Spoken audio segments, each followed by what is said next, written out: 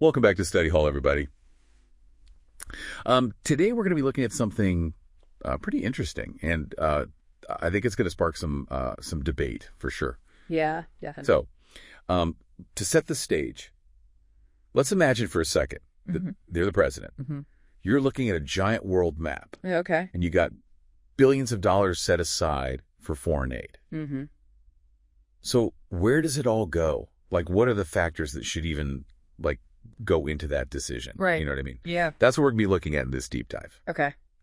We're going to be taking a close look at this executive order that was signed on January 20th, 2025. Right. And basically what it did was put a 90-day pause on all U.S. foreign aid programs. Oh, wow. And I mean all of them. Okay. So we're talking government partnerships, NGOs, international organizations, everything. That's a pretty big deal. Yeah. So, I mean, is this like a smart move? Like, are we just reassessing how we're using aid? Right. Or is it like us taking a step back from global responsibility? Yeah. I mean, it's definitely sparked a lot of debate. Oh, yeah, for sure. Is this the right way to handle things? Right. Is it a step back? Mm-hmm. There are a lot of different opinions out there. Yeah. And the order, it doesn't beat around the bush or anything. It basically says that the current system isn't working the way it's supposed to. Yeah. It even says that it could be undermining American values. That's interesting. Yeah. So they're really saying that the current system isn't doing what it should be doing, and that it might even be working against what America stands for. Yeah, it's suggesting that there's this disconnect between what foreign aid is supposed to be doing and what's actually happening as a result of it. The actual outcomes. Yeah. Have you ever seen those stories about aid projects? Oh, yeah. That totally went off the rails? Definitely. Or where people question if the money's even getting to the people that actually need it? Right. You always hear those stories. It seems like this order is a direct response to that kind of skepticism. Yeah, I think that's a big part of why this review is happening. They want to figure out what's really going on. Right. So this 90-day pause, it's pretty significant. The order lays out these key objectives that they want to accomplish. Okay. And the first one is making sure that every dollar that we spend on foreign aid is actually helping us reach our foreign policy goals. So basically making sure that the aid aligns with what America wants to achieve in the world. Exactly. But what does that even look like? How do you actually do that? Well, one example that they mention in the policy analysis is promoting democracy and economic development in regions that are strategically important to the U.S. I see. And another big focus is combating terrorism. Right. So that would mean prioritizing aid to countries that work with the U.S. on security issues. So it's all about choosing partners that share similar goals. Yeah, basically. But what about the places that are experiencing really terrible humanitarian crises? Yeah. What if they don't necessarily perfectly align with our strategic interests? Right. That's a really important question. Yeah. And it's actually one of the biggest concerns that people who oppose this order have brought up. What are they saying? Well, they're worried that by tying aid so closely to foreign policy, humanitarian needs might end up getting pushed aside. I see. If a country is struggling, but they're not strategically important to the U.S., will they still get the help they need? Okay, so it sounds like there's a trade-off here. Yeah, definitely. On one hand, we want to be smart about how we're using our aid money. Right. And make sure it's being used effectively. But at the same time, we don't want to just turn our backs on people who desperately need help. Exactly. Even if their governments aren't our best buddies. It's a tough balance to strike. Yeah, it's definitely a complex situation. For sure. And that's, I think, why there's so much discussion happening around this review. Yeah, I mean, it's not just about where the aid is going. It's also about how it's being used. Right. The order is also calling for a crackdown on waste, fraud, and abuse within the system. That seems like it makes sense, though, right? Yeah. In theory, it's a good idea. Who wouldn't want to make sure that the aid money is being used responsibly? Right, but with any big change, there could be some downsides. Okay, what kind of downsides are we talking about? Well, one concern is that all this extra scrutiny could create a lot of administrative burdens and actually slow down the whole process. That makes sense. I mean, more oversight, more paperwork. Yeah. More bureaucracy. Exactly. But there's got to be a way to balance accountability with efficiency. Right? Yeah, that's the hope. Yeah. The order also talks about streamlining decision-making and promoting transparency. Right. But whether that can actually happen in just 90 days Yeah. is still up in the air. Okay, and what about, like, I mean, couldn't this be seen as, like, America retreating from global leadership? Absolutely. Like, couldn't this damage our relationships with allies that rely on our aid? Yeah, the policy analysis acknowledges that risk. Okay. Some partners might see this pause as the U.S. kind of stepping back from the world stage. Right. And that could definitely strain relationships and create uncertainty for organizations that depend on that funding. So it sounds like even if the intentions are good, right, there's still a chance that this could backfire? Definitely. Yeah, this executive order sounds like walking a tightrope. It really is. There's like potential benefits, but also potential risks. Yeah, it's a very complex situation. And it doesn't seem like there's any easy answers. Not at all. Yeah, this is tough. It raises a big question, though. What's that? What exactly is the role of the United States in all of this? You mean in providing foreign aid? Exactly. That's a good question. Like, what do we as Americans believe America's role in the world should be? Yeah, and it's not surprising that there are like a ton of different opinions on this executive order. Definitely. Like this order just like threw a grenade into the whole foreign policy arena. Right. Some people are like cheering it on, calling it like a long overdue change. Right.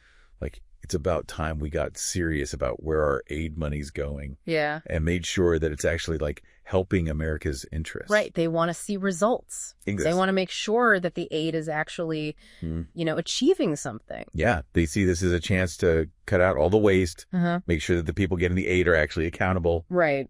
And actually use aid as a tool to like promote American values and interests. Exactly. For them, this is about being responsible with taxpayer dollars and making sure that aid isn't just like a blank check. Right. They want to make sure it's being used effectively. But then you have like the other side. Yeah. The people who are like freaking out about this. Right. They're saying that this is going to like mess up all this important humanitarian work, hurt America's reputation. Yeah. It could even like make things worse in parts of the world that are already like really unstable. Exactly. And they're worried that if we pull back, other countries might step in and they might not have the best intentions. Right. Like countries that don't share our values. Exactly. Yeah. And of course we can't forget about like the human cost. Right. The people who rely on this aid. They could end up suffering the most. Yeah, absolutely. Like I was reading one of the articles and it mentioned this medical NGO that was working in a conflict zone. Oh, wow. And they were providing like essential medical care to civilians. Right. But they depended like a lot on funding from the U.S. I see. And this pause would like totally screw up their whole operation. Yeah. That's a really good example. Yeah, it just shows you how these decisions can have like really unintended consequences. Exactly. Even if the goal is to improve the system, this sudden halt could actually make things way worse. Yeah, the policy analysis does mention that. Okay. But they argue that the potential benefits in the long run outweigh the short-term disruptions. Yeah, it's tough though, right? It is. It's like, how do we make sure that aid is being used effectively, but also make sure that people who need it aren't being left behind? Yeah, that's the million-dollar question. Yeah. It's a classic dilemma in foreign policy. For sure. There are always going to be trade-offs. Right. One of the arguments in favor of the order is that if we're more strategic with our aid and focus on places where our interests align, it could actually be more effective in the long run. So the idea is that by being more focused, we can make our aid dollars go further. Exactly. Okay, I see the logic there. Instead of spreading our resources too thin, we could concentrate on a few key partnerships where we have shared goals and a better chance of success. Okay, so there are arguments to be made on both sides. Definitely. But let's like step out of the theoretical for a second. Okay. And imagine like real world scenarios. Yeah. Like let's say you're the director of an NGO that's been relying on U.S. funding for years. What's going through your head when you hear about this executive order? Honestly? Yeah. Probably panic. Yeah. Like, can I even keep my organization running? Yeah. Do I have to lay off staff? Right. What about the projects that we've already started? Yeah. That 90-day review period would be brutal. Oh, yeah. Just waiting and not knowing if the funding is coming back. Right. Or if you have to completely change your whole strategy. Exactly. It would be incredibly destabilizing. Totally. Not just for the organization, but for the communities that they're trying to help. It's a good reminder that behind all these policy debates, yeah, there are real people whose lives are being affected. Absolutely. And it's not just the NGOs. Right. Imagine you're a citizen in a country that's relied on U.S. aid for things like education or healthcare. You'd be wondering, like, is America abandoning us? Yeah. What does this mean for our future? It could create a real sense of betrayal. Right. Maybe even anger. And it could damage the trust that's been built up over years. Yeah, and that's something that the U.S. has to be really careful about. For sure. If we pull back from our commitments, it could create a void that other countries will be happy to fill. Exactly. And those countries might not have the same goals as us. This whole executive order just forces us to confront some tough questions. It does. It makes us ask, like, what is America's role in the world? Yeah, what do we stand for? What are our values? Yeah. It challenges our whole idea of what foreign aid is supposed to be. Exactly. Is it about charity? Is it a tool of foreign policy? Right. Is it about helping others? Yeah. Or is it about promoting our own interests? And there aren't any easy answers to these questions? Yep. This order just shows us how complicated things really are. It's a messy world out there. Yeah, for sure. And figuring out how to navigate that complexity requires us to consider everyone's perspective. Whose perspective are we talking about? I mean, everyone from the policymakers in Washington to the aid workers on the ground to the people who are actually receiving the aid. We need to hear from everyone involved. Exactly. I feel like we've just, like, scratched the surface here.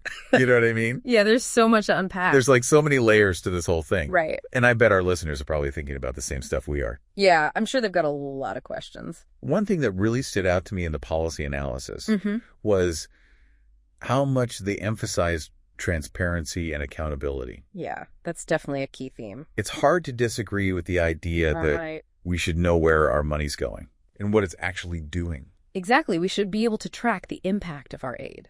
Yeah, and I think that call for more transparency is, like, way overdue. Oh, totally. Like, if we're going to be spending money on foreign aid, we should be able to see if it's actually working. Right, and we need to make sure it's getting to the people who need it most. But isn't there a risk that this whole push for efficiency could end up making aid more transactional? What do you mean? Like, what if it becomes less about helping people? Okay, yeah. And more about what America gets out of it?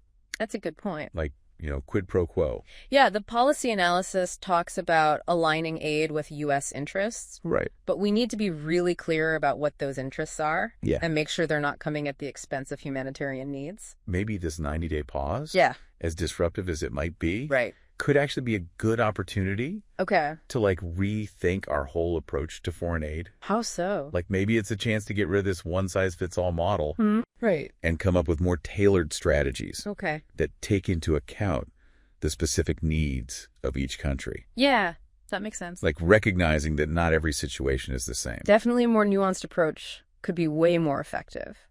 Yeah, it's about moving beyond just, like, throwing money at problems and actually working with countries to help them develop in a sustainable way. Exactly. It's about partnership, not just handouts. It feels like this executive order has just opened up a whole can of worms. It really has. There are so many questions, and it doesn't feel like there are any easy answers. Nope. It's complicated stuff. But at least it's gotten people talking. Yeah, that's for sure. It's forced us to have this conversation about what foreign aid should be all about. It's a debate that we need to have. And it's a reminder that foreign aid isn't just about money. Right. It's about people's lives. Exactly. It's about our values as a country. And it's about the kind of role we want to play in the world. So as we wrap up this deep dive, we want to leave you with one final thought. Okay. If you were in charge of redesigning the U.S. foreign aid system, what would be your guiding principles? What would you prioritize? That's a tough one. What changes would you make? Yeah. To make sure that aid is both effective and aligned with American values? Something we all need to think about. It's a challenging question, but it's one that's worth asking. Yeah, absolutely. Thanks for joining us on this journey. Yeah, thanks for listening, everyone. And until next time, keep those minds curious.